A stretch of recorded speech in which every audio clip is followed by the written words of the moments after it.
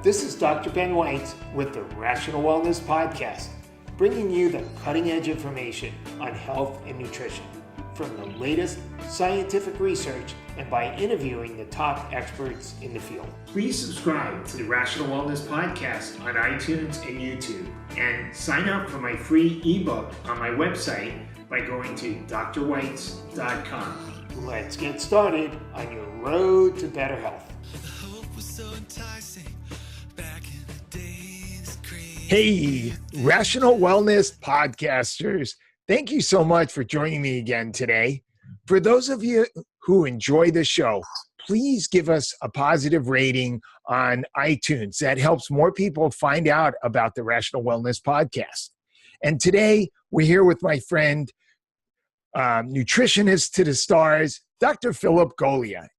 And on our agenda today is we are going to bust some of the myths about fitness and nutrition.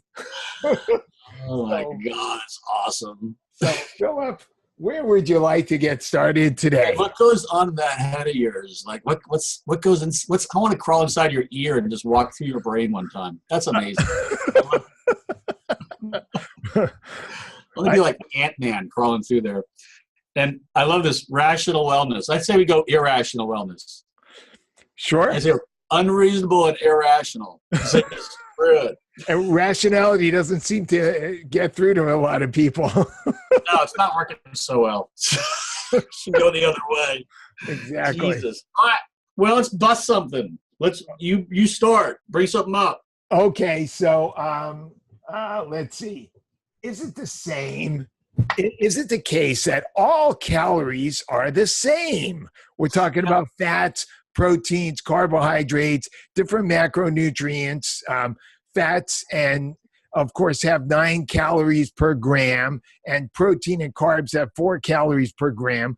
But is it the case that as long as you eat fewer calories, that you're necessarily going to lose weight? It doesn't matter where the calories come from.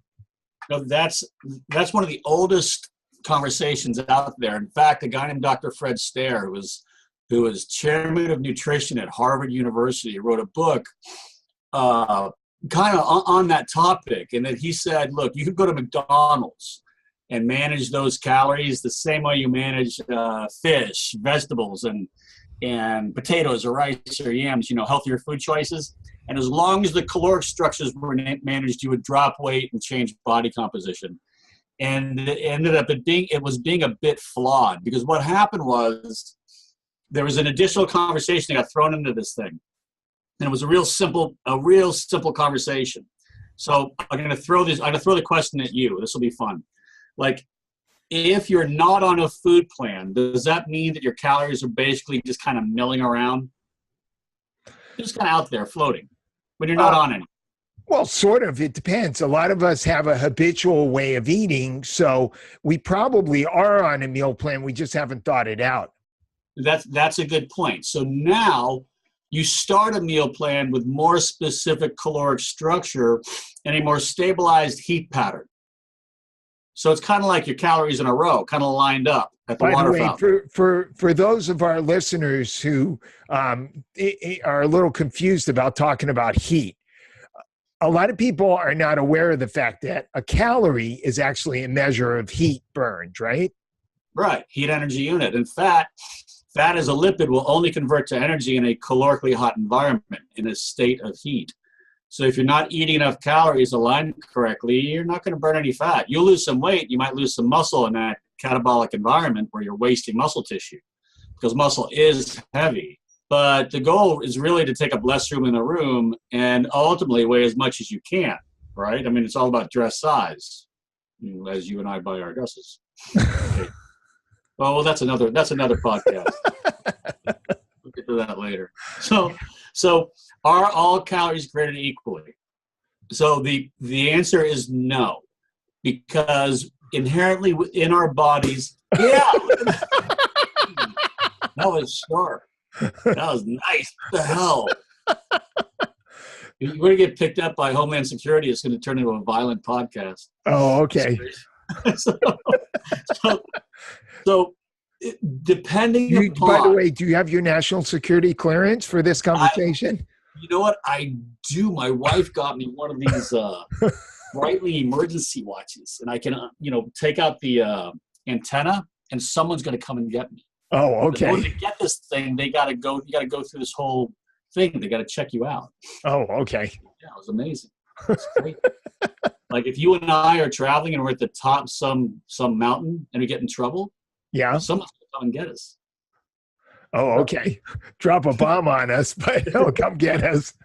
So, anyways, there is this thing called a lipid profile that doctors will run on us on occasion for our physicals and such. And within that lipid profile is information about your HDLs and LDLs and triglycerides, even another test called an HbA1c, which is a 90-day diabetic marker of sugars that have decided to make a home in your liver. These numbers, these ratios, and these tests, they determine how efficiently we use fats, proteins, and carbohydrates. Like, for example, let's just take diabetes as a disease in our nation. If someone is diabetic, that by definition is a metabolic structure that does not utilize sugars well. So at that point, sugars have a devastating effect on metabolic rate and body composition, energy level, cognitive focus. They are an individual that utilizes fats and proteins, or their nutrition program will be more fat and protein dominant than it will be carbohydrate dominant because of their poor insulin response and need for exogenous insulin or some type of additional medication. Okay, can you break that down physiologically a little more? So in what sense can't they utilize sugar? I mean, sugar is a source of energy. The cells need sugar. Why can't the body utilize it just because they're having problems with insulin? Well, insulin is a transport mechanism for sugar. And so it's I always say, let's keep it simple. So if the messaging is incorrect for the amount of sugar that you intake and converts to glucose, and the messaging doesn't create a pancreatic insulin response for sugar transport because of perhaps the cellular structure in your liver, then you don't utilize the sugars effectively. You end up storing them and inflaming. You'll store them as triglyceride fat. And triglyceride fat is the most inflammatory medical rat bastard aging marker you can have. It's like one of the worst. So the worst thing you can do is it relates to like. So can you break that down even more? Explain what you mean about how the liver is not able to handle sugar. So the cellular structure of liver and the enzymes that are held within it are responsible for managing sugars and sending messages. So if you're not sending the correct messages to your pancreas to release the right amount of insulin, then the liver acts as a storage place for triglyceride fat, which is ultimately the storage form of sugar you don't use well. And in a diabetic's case, the messaging is very incomplete. So there are messaging breaks within all the enzymatic functions of your body to manage that energy source food, carbohydrate. So if that messaging is broken and you're not releasing the right amount of insulin to manage the sugar you consume, then you'll store it as triglyceride fat. So at that point, you got to say, well, that 4 calorie, that 1 gram of sugar that is equal to 4 calories is not the same as, say, a fat gram of 9 calories. Both are energy sources, but your body reacts differently to them. One is a lipid, one is glucose, one's a sugar. And by the way, this is why we're seeing skyrocketing rates of what's called non-alcoholic fatty liver. And we're seeing this even in high school kids. I think 10% of all high school kids from eating chips and drinking soda and eating junk food, they're ending up with insulin resistance, which results in these triglycerides being stored in the liver. And so we pick this up as fatty liver. Yeah, and it's funny, like I get so many patients in here saying, well, I don't eat any sugar. It's like the funniest thing. Like, how can you not eat sugar?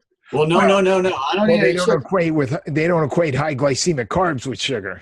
Well, and it's funny because I tell them, look, if it's not meat with eyes, and if it's not nuts and seeds, guess what? It's sugar. And they look at you like a possum in the headlights. They're like, what? Like, yeah, your lettuce leaf is a sugar, your tomatoes are sugar, your fruits are sugar, your potatoes, rice, yams, beans, they're all sugar. If it doesn't have a heartbeat, if it can't run after you in the woods or swim or take a dump in the woods or bite you, it's a sugar other than a nut or seed. Or it can get broken down into sugar. Right. Exactly. At some point, it's a sugar thing. So, but it does make a difference how quick it takes to break it down into sugar.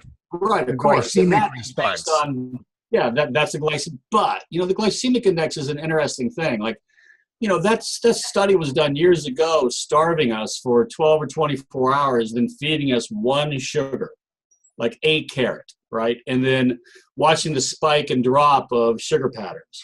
But as soon as there's fat or protein in our system that we're digesting, the glycemic index changes.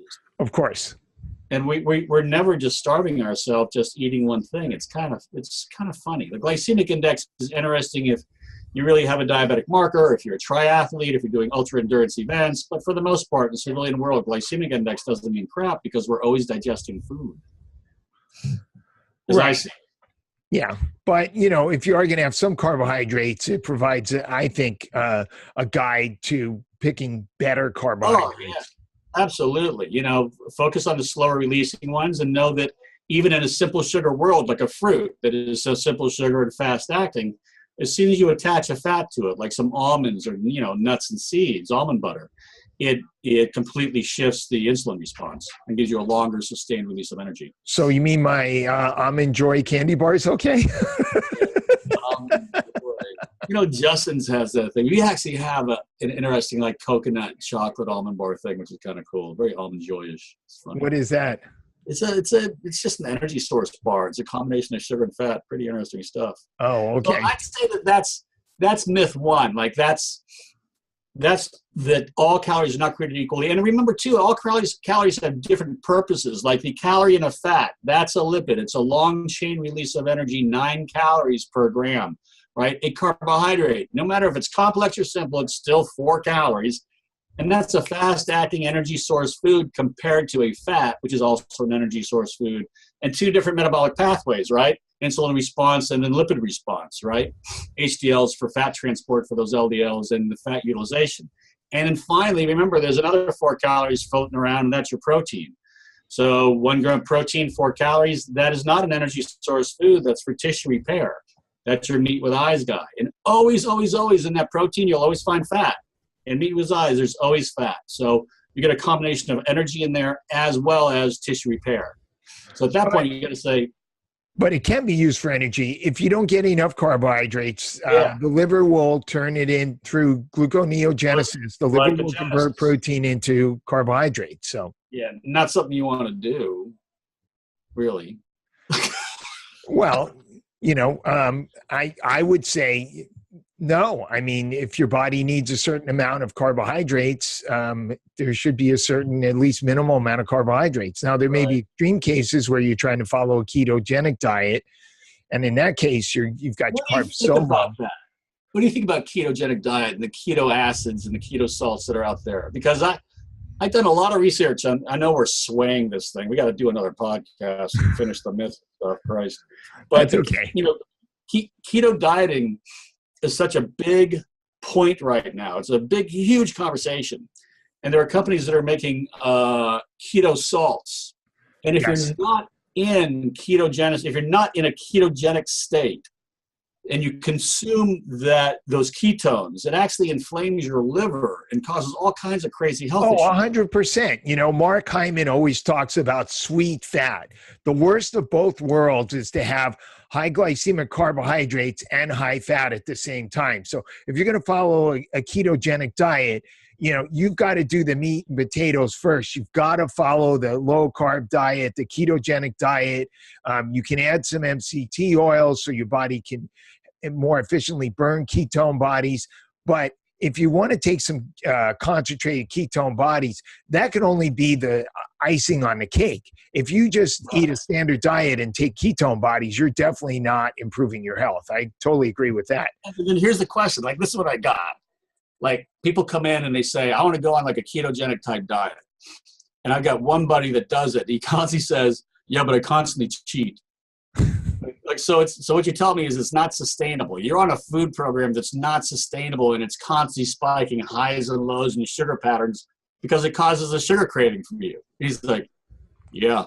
I think to myself, what are you doing, man? That's crazy. And I think there's a place for ketogenic dieting within the medical community, and I think it should be medically managed. Right. But in general civilian world, I think it's the most unsustainable food protocol you can hang on to. I think you could do the chip cookie and milk diet more sustainably than a keto diet. I'll be honest with you. For me, it doesn't work. But I definitely think that there's enough literature to show that for certain specific medical conditions, like if somebody's fighting metastatic cancer, it can be very effective as part of that program. Maybe not for the whole period of time. Certainly not if the person's in that wasting stage where they're losing weight. That may be problematic, but while they're fighting the cancer as an adjunct, I think of getting those usable carbohydrates very low, getting the body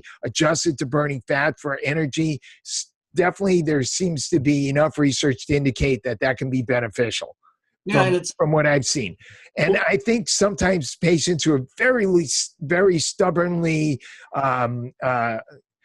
insulin resistant, and they've tried a number of other programs that can maybe jumpstart their body. But I agree, for long term, it's very hard to stay on a strict ketogenic diet. Yeah, and I think that you can go into a ketogenic state for a few hours in your day, kind of move through it in a light wave, so that as the day closes and you become less active and you head towards into your sleep patterns, then to, move into ketosis at that point when you're not worried about an energy pattern is not a bad thing. That's very beneficial, like pulling starches back towards the end of the day and teaching your body to utilize fats as energy sources. Bodybuilders, you back in the day and myself, we always were in ketosis for certain parts of our day and then pulled ourselves out of it. But just to think that you could stay in that ketogenic state for day after day after day, unless there's a true medical need, I think I don't think it's sustainable. I don't think it can be done. Well, I think the pro keto argument is that when you stay on that ketogenic program for a period of days and weeks, your body gets keto adapted. So whereas now it's sort of a stress and you're craving carbs, once you get used to burning ketones, the body gets keto adapted. It now it does it much more efficiently, and it's a lot easier to stay on it. The carb cravings go down, etc. And then the one time you have sugars, then what happens? You lose your mind. And then I was always concerned too, like let's say you adapt and you're using ketones more effectively, but in your family health history, there's low HDLs, you have low HDLs, you have this capacity to store LDLs, small and large particles. What happens to your lipid profile? I mean, what's all the cholesterol doing? Hey, I have a patient of mine. I just saw him last week, 40-year-old guy, looks like he's in great shape. He's been following the super low carb program. He's been having the bulletproof coffee, and he had a heart attack. So obviously for him, that wasn't the right program. So, I'm a big believer that the best thing to do is to test. You can say, well, maybe based on your family history or even your genetics, you should be on program X, Y, or Z. But I think the best thing to do is you can use those strategies, put the person on a program that seems like it should be right for him, or that, seems to make the most sense, or that conforms with, his lifestyle, but then test and see if it's working. And if it's not, modify it and test again. And that way you can see how it's going to work. And that's a good myth buster right there. Like, and the reason why you and I talk so much and collaborate with all this stuff is because we're huge believers in testing. Like, get the testing, look at your markers, and continuously retest to see whether or not your nutrition protocols and lifestyles suit your internal chemistry. And, that goes back to all calories are not created equally. There's not one diet that fits everybody. There's not a cookie cutter thing. It's very individualized, which when you have a practitioner like yourself and me, and we're looking at these numbers, we are individualizing those macronutrient patterns to best suit that individual's family health history and individual chemistries. So I think it's huge. What else you got? I got a patient sitting out there. I got to roll, and I want to continue this like soon. So this is just a partial podcast. We'll get back to you. Oh, really? You want to end it now? Okay. But wait, just do that one. I want to do that one. Eat less. That one? Okay. Yeah. So I want to finish on that one. Is eat less, lose weight. So here's the deal. Let's say you have 2 pairs of pants that fit. You're like 300 pounds. You freak out about your foods. You know you look horrible in your pants. You know you look even worse out of your pants. Are you really overeating? Like you go to the office, you have a cup of coffee. Okay, so you steal someone's donut. Maybe you have a muffin. You don't want to see people watch you eat lunch, so you have a salad because you're freaked out, because you're fat. And then maybe you snatch up a Snickers bar in the afternoon from the vending machine and a latte, some caramel latte. And then you get home, and so maybe you have pasta. Maybe you got a bowl of pasta. And all that thing, maybe there's 1,800, maybe there's 2,200 calories in that, but you weigh 315. Are you really overeating?